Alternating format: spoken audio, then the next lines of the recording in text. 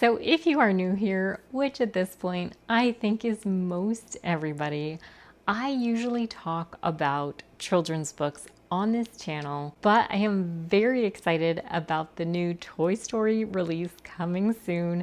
So I thought today I would share about some of our Toy Story books to get in the spirit of the movie. It is not a huge collection, but we have some kind of fun ones, so I thought that'd be fun to share. And then we do have some Toy Story dolls and toys and things that I thought I could do a little show and tell as well. So just something a little bit different today.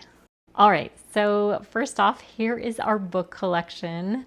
As I said, it's not a huge collection, but I do love some of these so much, so I wanted to share. This first book is just so cool. So this one's from Toy Story 3, and it is a mix and match. They probably have these for some of the other movies. So each page as it sits tells part of the story, and you can read it as is, you know, this page with Slinky. But what you can do, and it's really cool, you can mix and match the pictures, and then the story also kind of reads like a story, and you've also got a second picture over here that does a little mix and match. So under the twinkling stars, Big Baby helps the others get ready for the attic as an alien waves with a long purple arm. Or before the garbage pickup, Slinky Dog is ready to keep the toys from escaping as Sparks attempts to escape on a runaway train. So this one's a little strange, but usually that second picture lines up to be something as well. So this one's really cute because there's all sorts of combinations you can do with that one. And then these books, I love these. I think we have them for some of the other Pixar movies. So both of these books actually have Toy Story 1 and 2 in them. And I cannot tell what, they're both by the same publisher and they both say Essential Guide. I don't actually know what the difference is. I was trying to compare, but they're just kind of fun because they give little details like Woody sings with the pull string, or they zoom in on parts of the outfit and just kind of different toys in the room.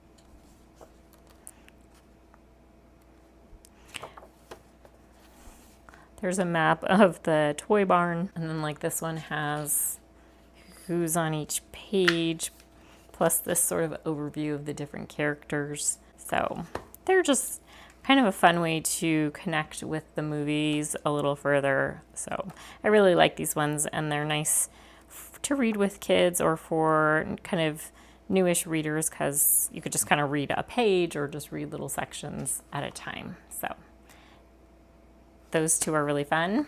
And then there's this drawing book. I don't always get the guided drawing books because I just kind of like to let the kids draw as they want to.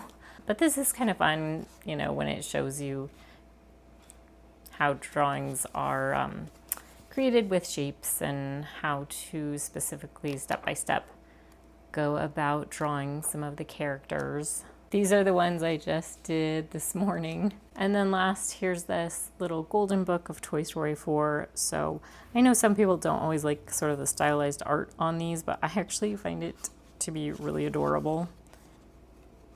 Again, it's just kind of another fun way to connect with the movie and the story a little bit.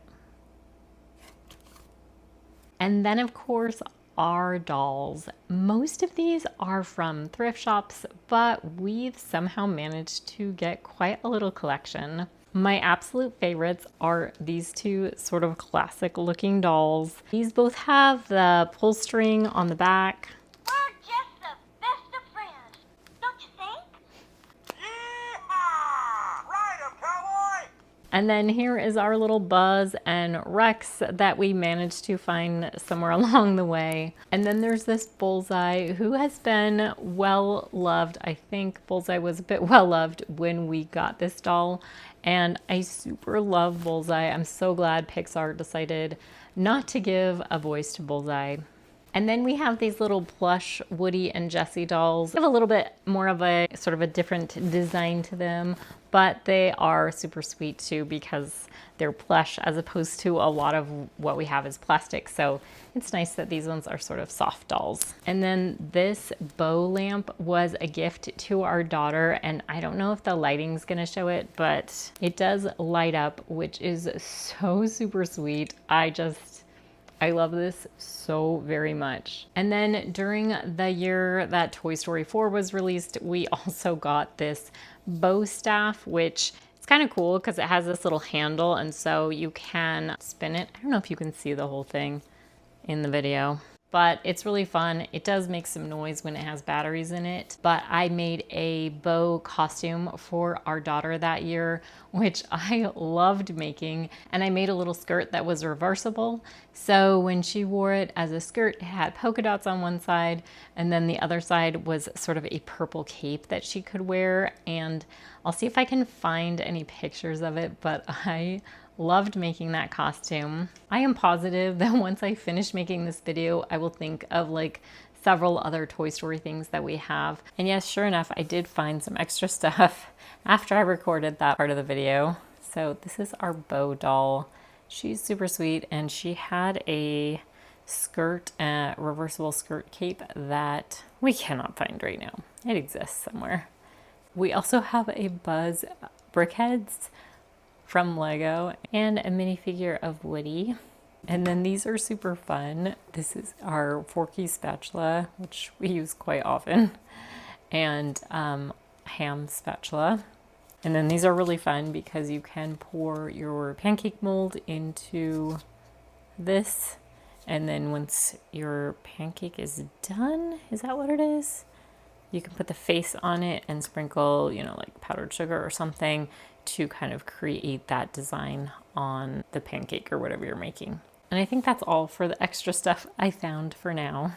I will post anything else I find in the community board if you're interested. And if you'd like to hear our Emily theory, which is a little bit different than some of the ones out there, I will link to that as well. And yeah, I hope you have a great time seeing Toy Story 5, and I will see you next time.